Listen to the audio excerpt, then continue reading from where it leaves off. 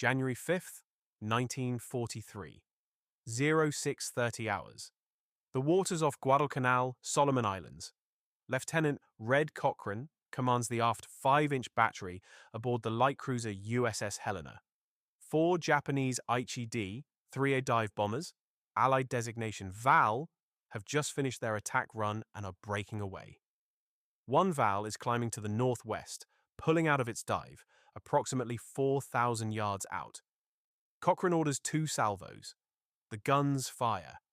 The first shells detonate in the air beside the Val. Not on it, not through it, beside it. The Val rolls over and falls into the sea in flames. Helena's crew cheers. None of them have any idea what they just witnessed. The shells fired by Cochran's battery did not hit the Japanese aircraft. They exploded within 70 yards of it, close enough for the shrapnel pattern from a standard 5-inch projectile to shred the Val's control surfaces, puncture its fuel tanks, and kill its crew. The trigger for that explosion was not a timer set before firing, not a contact point on the nose of the shell, but a miniaturized radar system built into the fuse itself. 30 electronic components, vacuum tubes smaller than a man's thumb, a radio transmitter sending out a continuous signal. When the reflected signal returned at the correct frequency, meaning the target was close enough, a circuit closed and the shell detonated. The fuse detected its prey. It had never been done before in the history of warfare. Inside every one of those 5-inch shells that Cochran's crew fired was a device that had been declared physically impossible by some of the best electrical engineers in the world just 3 years earlier. The casing was 4 inches long and weighed less than 2 pounds. Inside were a transmitter, a receiver, an amplifier, a safety arming mechanism, and a self-destruct circuit, all of it crammed into a space the volume of a large coffee mug. The entire assembly had to survive being launched from a gun barrel at a muzzle velocity of 2,800 feet per second, accelerating at 20,000 times the force of gravity in the first milliseconds of flight, then spinning at 25,000 revolutions per minute for the duration of its flight. In 1940, no one believed it could be done. By January 1943, the Americans had already built thousands of them. But to understand what that fuse accomplished over the next 2 years, why it is listed by historians alongside radar and the atomic bomb as one of the 3 most important technological developments of the Second World War, we need to skip forward briefly. June 1944. German Werft. 1 flying bombs are crossing the English Channel at 350 miles per hour, hugging the coastline at low altitude, killing Londoners by the hundreds. British anti-aircraft guns, firing their best-timed shells with every targeting advantage technology could provide, are destroying 17% of the incoming missiles. Then, the coastal batteries receive a new type of ammunition. Within 4 weeks, the kill rate climbs to 79%. The V1 campaign against London ends not because Germany runs out of missiles, but because they become essentially useless. December 25th, 1944. The Battle of the Bulge is 9 days old. General George Patton's Third Army has pivoted north to relieve Bastogne. On the night of Christmas Day, an American artillery battalion catches a German unit attempting to cross the Sauer River in the open. The battalion opens fire with a new type of shell that the army has only just been authorized to use. The shells do not need to land on the German soldiers. They detonate in the air above them, raining shrapnel downward through an arc no foxhole or helmet can stop. Patton writes to the War Department afterward. The new shell with the funny fuse is devastating. By actual count, 702 German soldiers die that night. 1 artillery battalion, 1 river crossing, 1 night. Patton follows up with a second letter weeks later, this one to Major General Levin Campbell, Chief of Army Ordnance. He writes that the funny fuse won the Battle of the Bulge, and that when all armies get this shell, the world will have to devise some new method of warfare. He adds, "I am glad that you all thought of it first." Patton did not know the full story behind the weapon he was praising. He did not know that for over a year, Allied commanders had possessed this shell and been ordered not to use it. He did not know that a colonel in Belgium had broken a direct order to fire it in the opening hours of the Bulge, days before Eisenhower formally requested permission. He did not know that the fear of losing a single dud shell had kept this weapon locked in crates while men died without it. But we are getting ahead of ourselves. Because before we can understand the embargo, the broken orders, and the 700 dead Germans on the Sauer River, we need to understand what anti-aircraft gunnery looked like before the proximity fuse existed, and why it was, by almost any technical measure, an exercise in controlled futility. The numbers alone tell the story. In the early years of the war, Allied anti-aircraft artillery required approximately 1,000 shells to destroy a single enemy aircraft. Some estimates put the figure higher, 3,000 or more against a maneuvering target at altitude. The mathematics are simple and brutal. A 5-inch shell travels at 2,800 feet per second. An aircraft moves at 300 miles per hour. And a gunner has to predict where both objects will be at the same instant in three-dimensional space using a clockwork timer set before the shell is even loaded. The timed fuse was the standard solution, and its failure mode was absolute. A gunnery crew would estimate the target's altitude, range, and speed, calculate the time of flight, set the fuse by hand for each individual round, load the shell, and fire. If the aircraft changed altitude by 200 feet, or accelerated slightly, or turned even a few degrees, the shell would detonate harmlessly in empty sky. Crews could see their own bursts, which told them where the aircraft had been, not where it was going. The target could watch the pattern, adjust course, and continue its attack run. At Pearl Harbor, American anti-aircraft fire filled the sky above Battleship Row with bursts. The Japanese aircraft flew through all of it. Fewer than 30 Japanese planes were destroyed on December 7th, out of hundreds that attacked. The harbor was a wreck.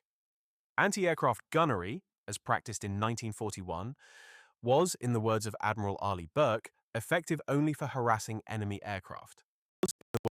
Not for killing them, to senior ordnance officers, but the two senior ordnance officers.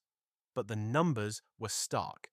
Ships firing timed fuse ammunition had expended enormous quantities of 5-inch shells for minimal effect. The problem was not training, not gun quality, not fire control radar. The fundamental limitation was the fuse. The analysis reached the Bureau of Ordnance with one recommendation. The timed fuse had to be replaced. There was no second recommendation, because there was no second option that anyone believed was achievable. The solution was theoretical. No one in uniform had solved it. The question was whether anyone in a laboratory had come close. The problem was not the guns. The Navy's 5-inch 38 caliber weapon was one of the finest naval guns ever built. Fast-firing, accurate, reliable, with excellent ballistics. The problem was the fuse. Every fuse that existed required either direct contact with the target, which was nearly impossible against a maneuvering aircraft, or a timer that had to be set correctly before firing, which was nearly as difficult. The solution? A fuse that could sense proximity to a target and detonate itself at the optimal moment, had been theorized since the First World War. It required a self-contained sensor system small enough to fit inside a standard projectile. In the 1930s, that meant vacuum tubes. And in the 1930s, vacuum tubes were the size of light bulbs. The idea was theoretical. It would remain theoretical until someone solved the miniaturization problem. That someone was a physicist named Merle Anthony Tuve. In 1940, Tuve was 38 years old, a staff member at the Carnegie Institution in Washington, and one of the most respected nuclear physicists in America. He had worked with Ernest Lawrence on early cyclotron experiments. He had spent years measuring the ionosphere using radio pulses, work that made him one of the few scientists in the country who understood precisely how miniaturized radio transceivers behaved under extreme conditions. When the National Defense Research Committee was established in the summer of 1940, Tuve was appointed to lead Section T, a small group tasked with solving the proximity fuse problem. His budget was modest, his team was thin, his deadline was unstated but understood. before this war gets worse. Tuve began by defining the problem in engineering terms that made the challenge unmistakable. The fuse had to fit inside a standard 5-inch artillery projectile.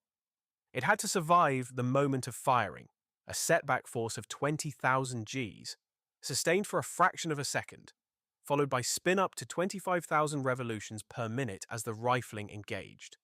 It had to arm itself safely after leaving the barrel to protect gun crews from premature detonation. It had to function for the duration of a flight lasting 10 to 30 seconds. It had to detect a target within a 70-yard radius and trigger detonation at the correct moment. And when it missed, because it would sometimes miss, it had to destroy itself before hitting the ground so that an unexploded shell could not be recovered by the enemy. Every single one of those requirements seemed individually achievable. Meeting all of them simultaneously in a package the size of a large fist looked impossible. The British had tried before the Americans. Their work, shared with the NDRC through the Tease mission in September 1940, provided Tuve with a technical baseline and a clear picture of where earlier approaches had failed. The central obstacle was the vacuum tube. Standard tubes of the period were large, fragile, and designed to operate in stationary equipment. No one had ever built a tube that could survive 20,000 Gs. The Germans were working on the same problem. They eventually developed acoustic proximity fuses for missiles, but had not cracked the radio solution. As late as 1944, German engineers believed that a functioning radio proximity fuse for artillery shells was technically impossible. The evidence supporting that belief was all their own failed experiments. Germany's failure was not for lack of effort. The Rheinmetall-Borsig acoustic fuse program worked in laboratory conditions but proved unreliable against real targets. The electrostatic programs produced prototypes that detonated inconsistently, triggered by clouds and weather as often as by aircraft. By 1942, German ordnance engineers had effectively concluded that any Allied radio proximity fuse program, if one existed, must be using photoelectric sensors, which were themselves impractical for mass production. The radio approach was off the table in Berlin. Meanwhile, in the basement of Johns Hopkins Applied Physics Laboratory in Baltimore, Tuve's team was proving exactly why Germany had given up. The barriers were real. The barriers were also solvable. The solution came from an unexpected direction: hearing aids. In the late 1930s, manufacturers of hearing aids had been miniaturizing vacuum tubes to fit inside devices small enough to wear behind the ear.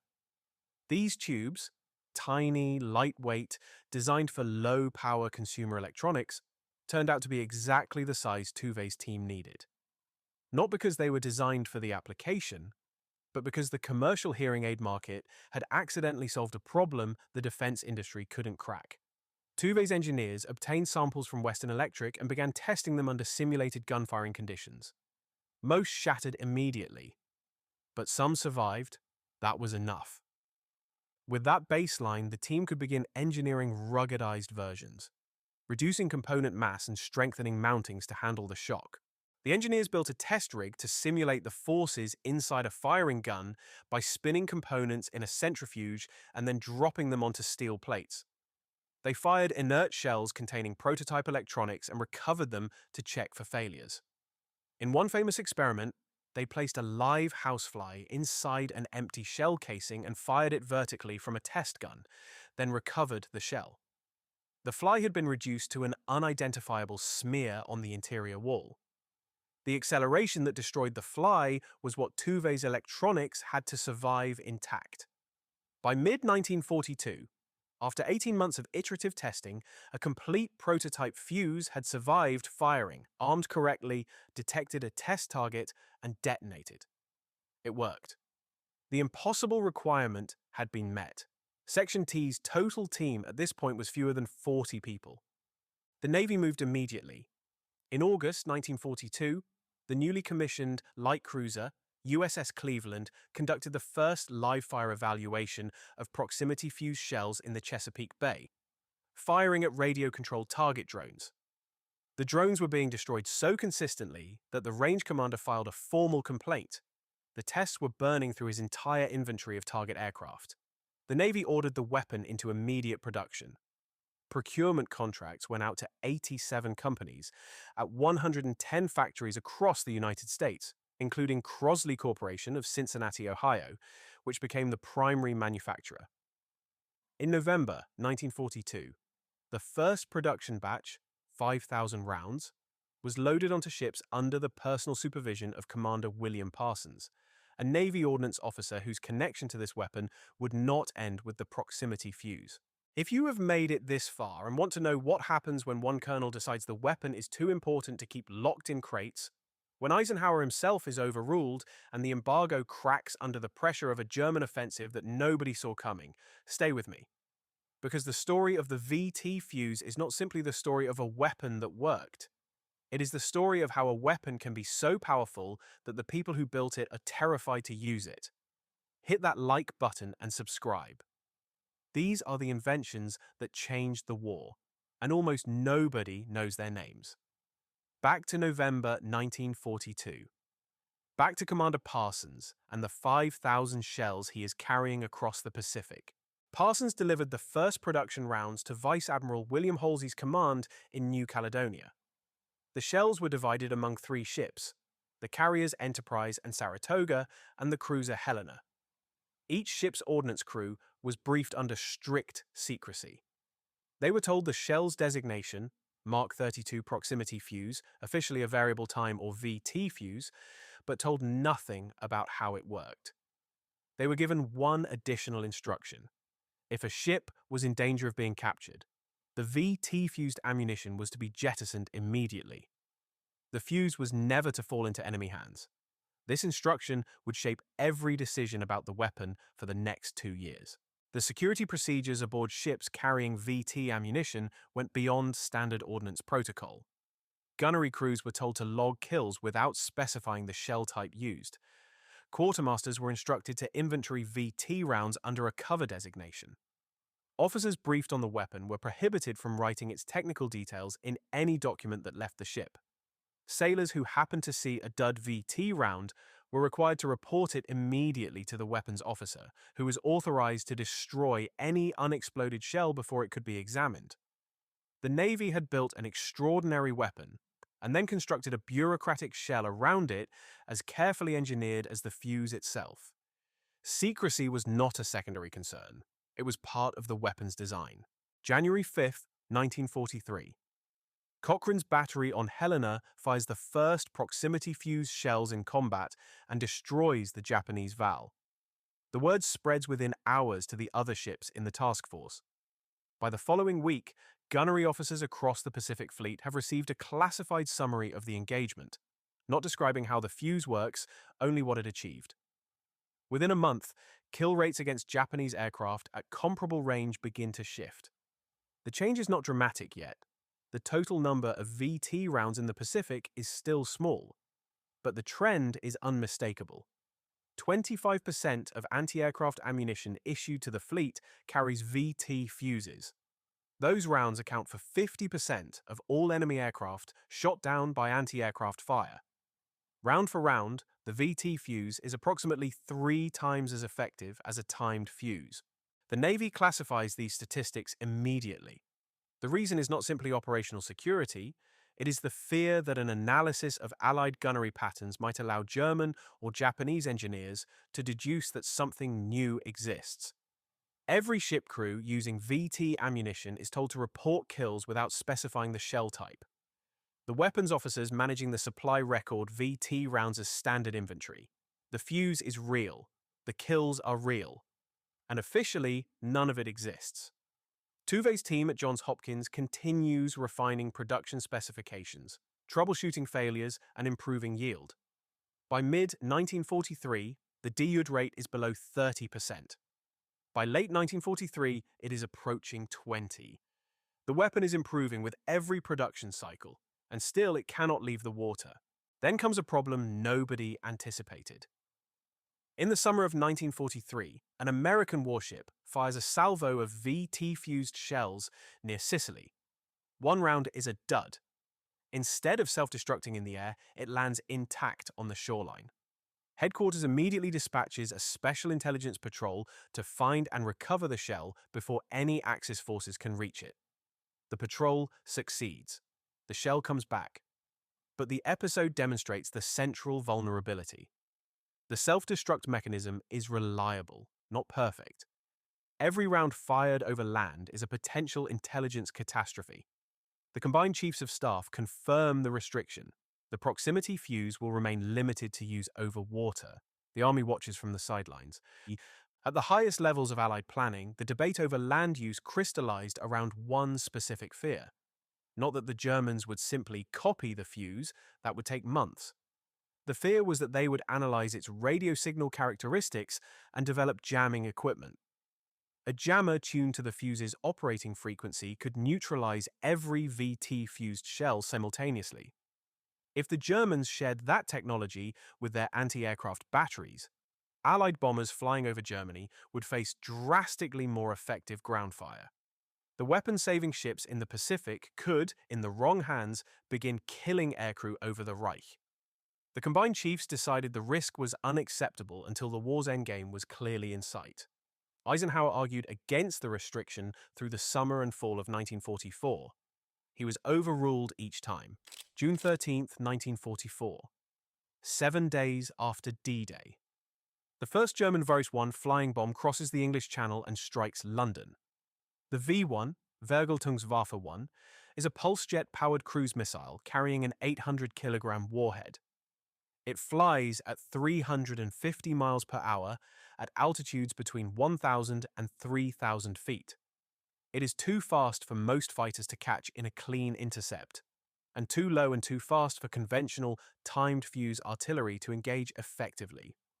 In the first week of the campaign, the V1 kill rate for AA guns is 17%. That means 83 out of every 100 reach their targets. An average of 100 V1s are launched per day. London is being hit nearly every hour. The pressure on Churchill's government is immediate and severe. The proximity fuse offered a solution, but it had never been used over land. The combined chiefs of staff debated for 72 hours. The V1 was not a German aircraft. It had no pilot who might recover an unexploded shell. The risk of a dud reaching German hands was manageable, provided the guns were sighted along the coast. On June 22nd, 9 days after the first V1 strike, the order came. Coastal anti-aircraft batteries were authorized to use VT-fused ammunition against V1s. The shells that missed would land in the channel. The embargo held everywhere else. But this breach, even this narrow one, changed everything. The results arrived within days. Kill rates for coastal AA guns doubled by late June. By mid-July, the rate stood at 55%. By the end of August, 10 weeks after deployment, it was 79%. The V1 campaign against London effectively ended not because Germany stopped launching them, but because they were being destroyed before they arrived. On the final day of Mass 5, one attacks against England, radar detected 104 missiles approaching the coast. 68 were destroyed by VT-fused shells. Of the 36 that got through, only 4 reached London. Churchill wrote to Roosevelt that the proximity fuse had proven indispensable. The V1 was designed to be unstoppable. The VT fuse stopped it. Germany redirected its V1 campaign to the port of Antwerp in September after Allied armies captured the English launch sites. Antwerp was the most critical supply port for the armies advancing into Germany. Without it, the Western Front's logistics would collapse. An 11th Armored Division anti-aircraft battalion defending the port received modified fuses rushed from production specifically for smaller caliber guns. Churchill authorized Lancaster bombers to fly the fuses directly from the Crosley factory in Cincinnati to Belgium. The battalion opened fire. 48 of the first 75 V1s it engaged were destroyed. Antwerp stayed open. The supply lines to Patton's Third Army and Montgomery's forces stayed intact. The port that kept the war moving was protected by a weapon that 3 months earlier had still been forbidden from being used over land. Eisenhower had been requesting land use authorization for the Army's artillery for months. His position was straightforward. The weapon was already in Europe. Its existence was no longer a theoretical secret, and American soldiers were dying in battles where proximity-fused artillery could make a decisive difference.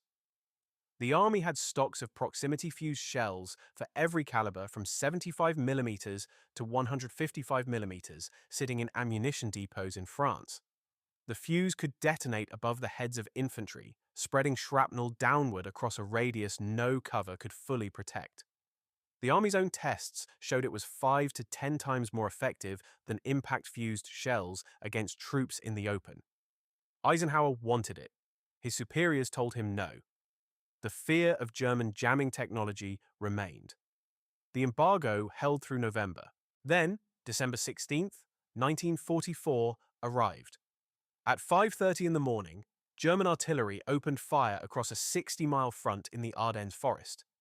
20 divisions crossed the Allied lines in the worst weather of the winter.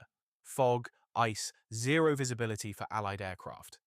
The offensive targeted the lightly held sector between Monschau in the north and Echternach in the south. The 38th Cavalry Squadron, dug in around Monschau, was among the first units hit. Outgunned and outnumbered, they called for artillery support. The call reached Colonel George Axelson, commanding the 406th Artillery Group. Axelson had proximity-fused shells in his ammunition supply. He had no authorization to use them. He used them anyway. The 38th Cavalry's situation was desperate in the precise military sense. Men were dying and conventional support was insufficient to stop the breakthrough. The cavalrymen were equipped for reconnaissance, not sustained defensive combat, and the German assault was moving through dense forested terrain in blizzard conditions.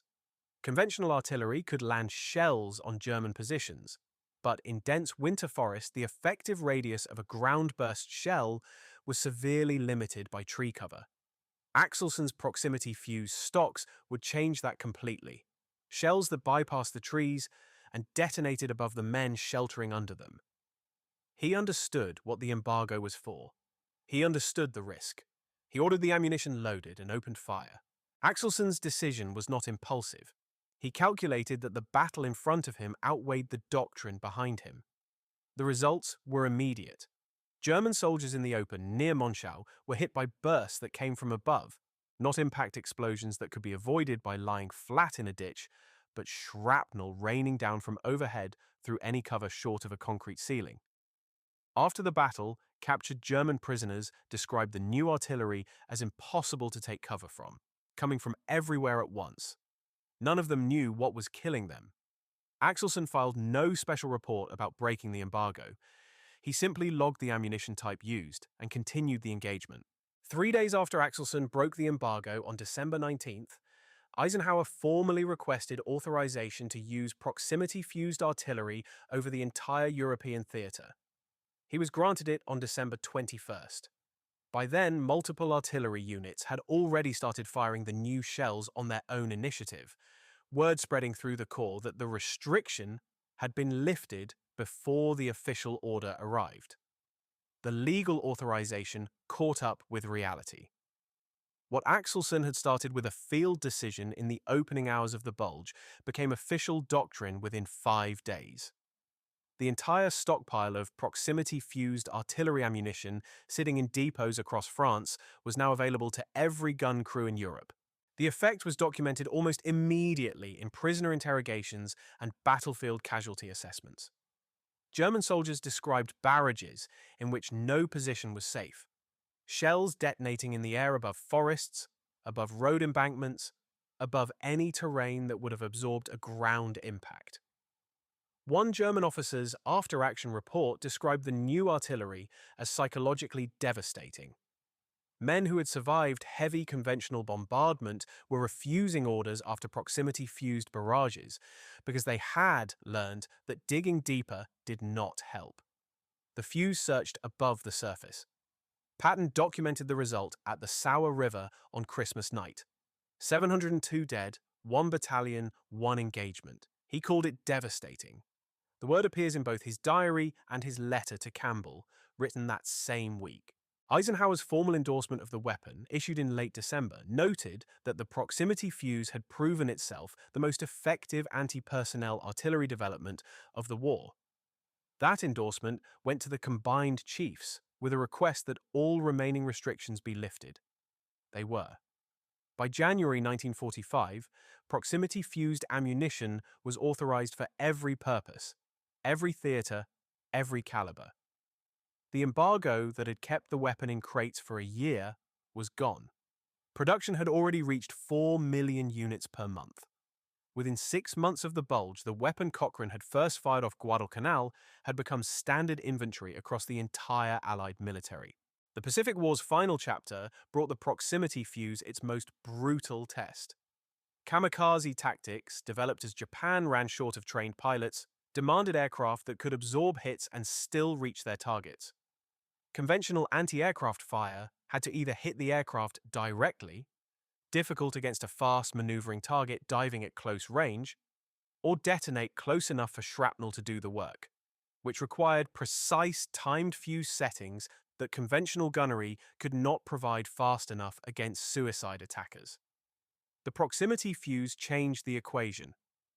Off Okinawa in spring 1945, American ships faced the most intense kamikaze assault of the war.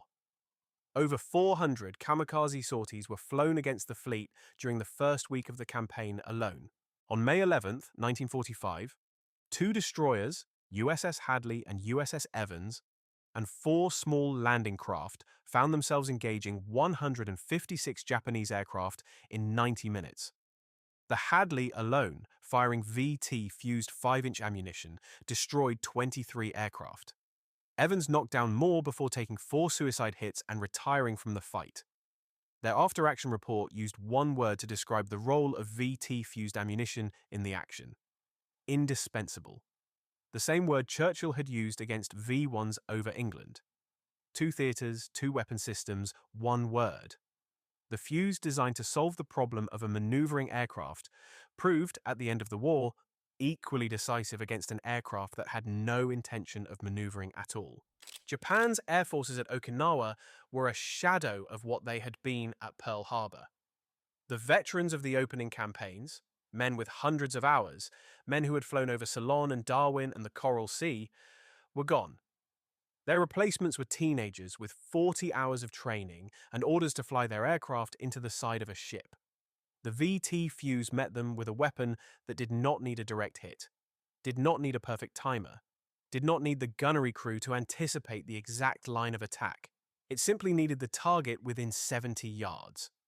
Against pilots who had no intention of evading, that was enough. Some post-war historians have argued, and the casualty ratios support the case, that the fuse contributed to the kamikaze strategy in the first place. Conventional Japanese attack was becoming too costly to sustain, and suicide tactics emerged partly because trained pilots were dying faster than they could be replaced. William Parsons, the Navy commander who had personally escorted the first VT shells from New Caledonia to the Pacific Fleet in November 1942, had continued in ordnance work throughout the war.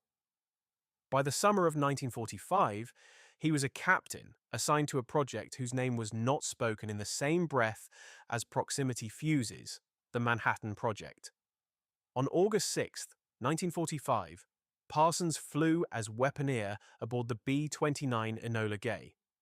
30,000 feet over the Pacific, he armed the atomic bomb. The man who had shepherded the first smart weapon of the war was present for its last. He had spent 3 years ensuring that one device reached its target at the correct moment. He understood better than almost anyone what a properly timed detonation could do. James Van Allen, one of the young physicists at Section T, who spent the early years of the war figuring out how to make a radio transceiver survive 20,000 Gs inside an artillery shell, returned after the war to pure physics research. In 1958, he designed the instrumentation package for Explorer 1, the first American satellite. The instruments he designed detected a belt of radiation surrounding the Earth at altitudes between 1,000 and 60,000 kilometers. The Van Allen radiation belts carry his name today. The The man who taught a shell to hear discovered the magnetic architecture of the near-Earth environment. The same mind that solved a fuse problem in a Baltimore basement under the pressure of a war nobody was sure the Allies would win, later mapped the boundary between the planet and space. Germany never learned what killed them. Not during the war and not immediately after. Their own proximity fuse programs, acoustic designs for missiles, electrostatic concepts for guns, had led German engineers to conclude that the Allied radio solution was impossible. When their soldiers began dying differently in the fall and winter of 1944, they attributed the changed lethality of Allied artillery to improved fire control, better radar aiming systems, denser ammunition supply. German intelligence analyzed captured Allied shells throughout the war. The self-destruct mechanism worked often enough that very few complete fuses were ever recovered intact. The Wehrmacht's Technical Intelligence Branch filed reports noting unusual artillery effectiveness but never identified its source. Germany had spent years trying to build what had killed them. They never got it. The production scale achieved for the VT fuse between 1942 and 1945 is difficult to grasp in ordinary terms. 87 companies, 110 factories, procurement contracts rising from $60 million in 1942 to $450 million in 1945. 22 million fuses completed and accepted for service. $1 billion by the accounting of the period, which translates to roughly $15 billion in modern purchasing power. Every fuse contained approximately 130 individual components, each manufactured to tolerances that vacuum tube production had never previously required.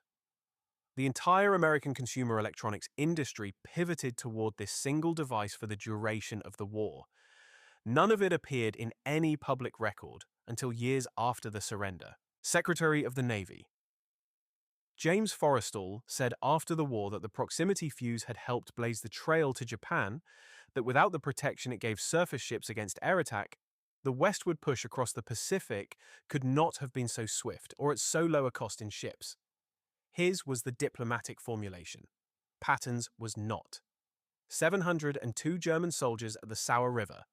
1 battalion, 1 night. The funny fuse. Between those two descriptions, Forrestal's official language and Patton's field accounting, lies the full truth of what Section T built in a Baltimore basement. One sentence for the record. One sentence from a man who watched it happen. Together they closed the ledger. The secrecy that protected the weapon extracted a price that is difficult to calculate but impossible to ignore.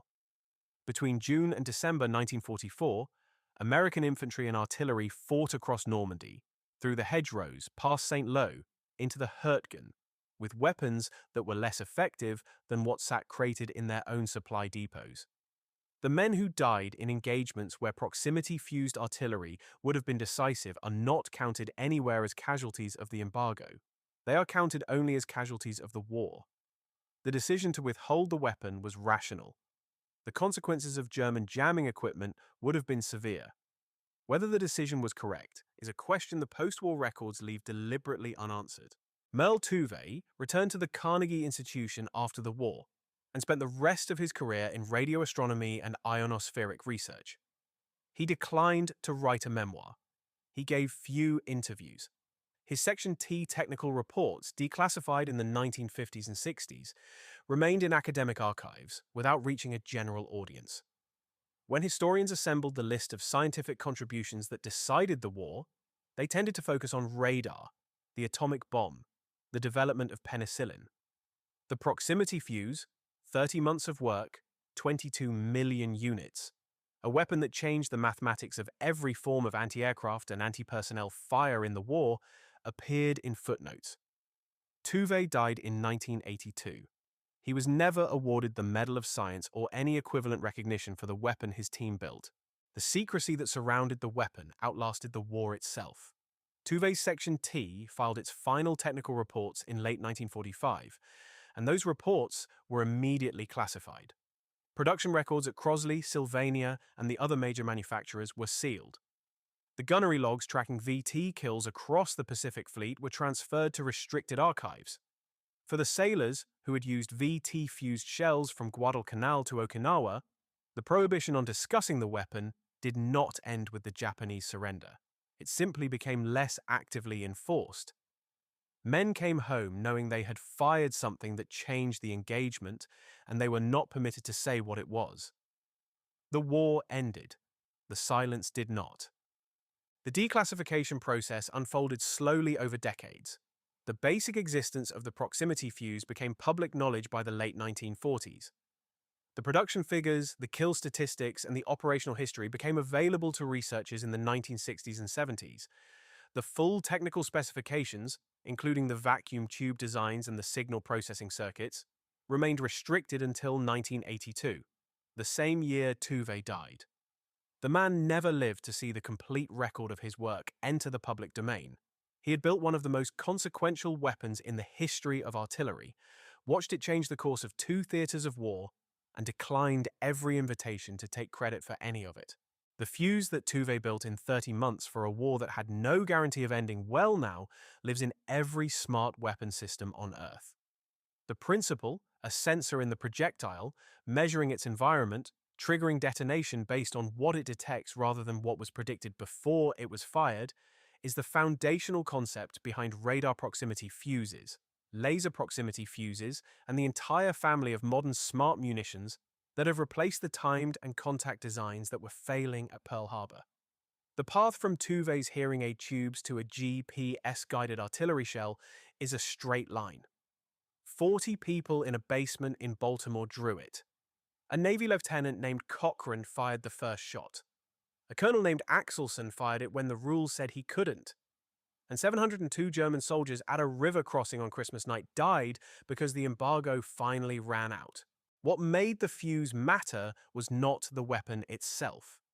It was 3 decisions made by 3 people the history books mostly forgot. A physicist named Tuve, who took an assignment the best electrical engineers had already walked away from. A commander named Parsons, who personally carried the first 5,000 shells across the Pacific because no one else was cleared to know what they were. And a colonel named Axelson, who looked at his ammunition crates, looked at the men dying in front of him, and decided that the doctrine had run out of time. None of them fired the first shot. None of them won the battle. They made it possible for someone else to. That is what proximity does. You do not need to reach the target. You only need to get close enough. Every proximity-fused shell in every military arsenal on Earth today traces its lineage directly to Section T's work at Johns Hopkins Applied Physics Laboratory between 1940 and 1942. The hearing aid tubes, the centrifuge tests, the fly inside the casing, the first kill off Guadalcanal. The weapon so secret that the army could not use it on land for 2 years. The weapon that London would not have survived without. The weapon George Patton credited with winning the Battle of the Bulge. The weapon Germany never understood. The shell that killed you before it reached you. Built in 30 months by fewer than 40 people. In a basement in Baltimore. In a war that everybody knew had to be won and nobody was sure how.